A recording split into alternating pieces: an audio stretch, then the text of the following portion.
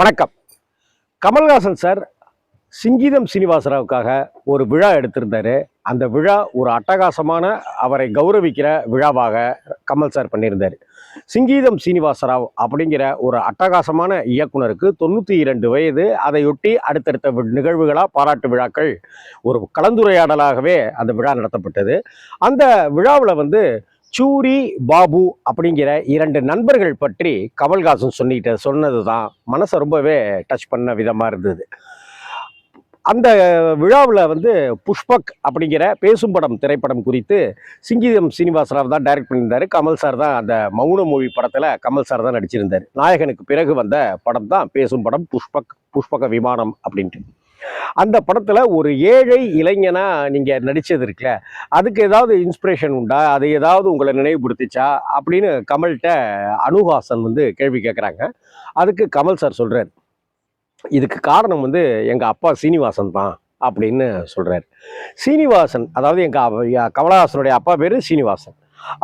எங்கள் அப்பா 15 வயசு முடிஞ்சு 16வது வயசு வரும்போது எனக்கு பணம் கொடுக்கறத செலவுக்கு பணம் கொடுக்கறதெல்லாம் நிறுத்திக்கிட்டாரு.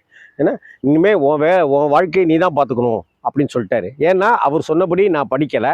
எங்கள் குடும்பத்தில் எல்லாருமே லாயர் அப்படிங்கிற மாதிரி பெரிய பெரிய படிப்பெல்லாம் படித்தாங்கன்ற மாதிரி நான் படிப்புக்கு போகலையா, நடிக்க வந்துட்டேன்னா, அதனால் நீ தான் பார்த்துக்கணும் அப்படின்னு சொல்லிட்டு எங்கள் அப்பா சொல்லிட்டாரு.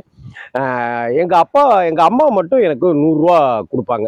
அம்மா ராஜலட்சுமி, அவங்க எனக்கு 100 ரூபா கொடுப்பாங்க. அந்த 100 ரூபாயை வாங்கிக்கிட்டு நான் என் நண்பர்களோட சேர்ந்து படங்களுக்காக போய் செலவு பண்ணிடுவேன். அப்போ எனக்கு வெளியில் சாப்பிட்றதுக்கு அப்படின்னாக்கா எனக்கு கையில் காசு இருக்காது. அந்த சமயத்தில் என்னுடைய நண்பன் சூரி வீட்டுக்கு போவேன். கரெக்டாக சாப்பிட்ற டயத்துக்கு போவேன். அவன் சூரி வீட்டில் உடனே வாடா சாப்பிட்றா அப்படின்னு சொல்லி சாப்பிட சொல்லிடுவாங்க. அதே போல் இன்னொரு நாள் பட்டுன்னு என்னுடைய நண்பன், அவன் வீட்டுக்கு போவேன். அவன் வீட்டுக்கு போனாக்கா அங்கேயும் கரெக்டாக சாப்பிட்ற டயத்துக்கு போவேன். அங்கேயும் சாப்பிட்ருவேன். அம்மா 100 ரூபா கொடுக்கறது எனக்கு சினிமாவை பார்க்கறதுக்கு செலவுக்காயிரும். அதுக்கப்புறம் இப்படி நண்பர்கள் வீட்டில் கரெக்டாக அந்த சாப்பிட்ற டயத்துக்காக போய் வாடா உட்கார்றா அப்படின்னு உடனே எனக்கு தட்டு போட்டு சாப்பாடு கொடுத்துருவாங்க. விதவிதமாக சாப்பிடுவேன்.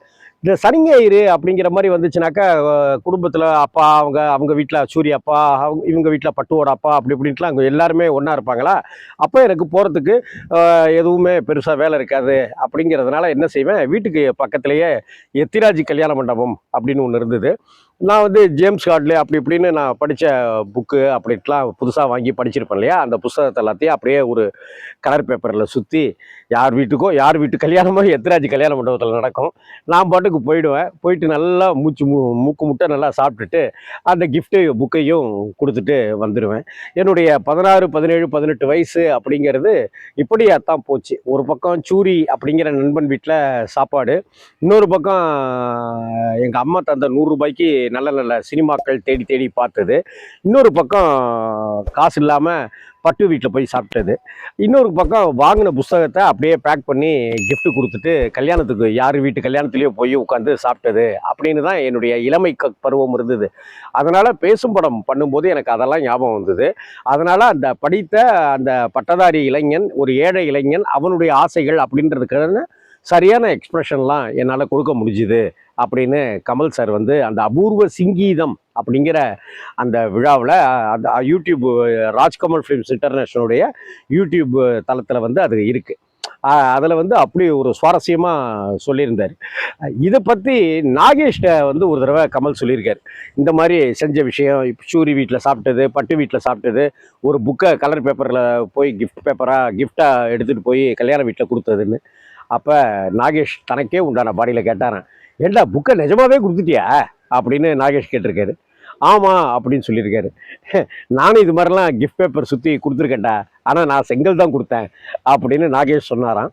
இந்த விஷயத்தை அங்கே கமல் சார் பகிர்ந்துக்கிட்டது அவ்வளவு அழகாகவும் யதார்த்தமாகவும் இருந்தது. இதை தான் உங்களோட ஷேர் பண்ணிக்கணும்னு ஆசைப்பட்டேன். வணக்கம்.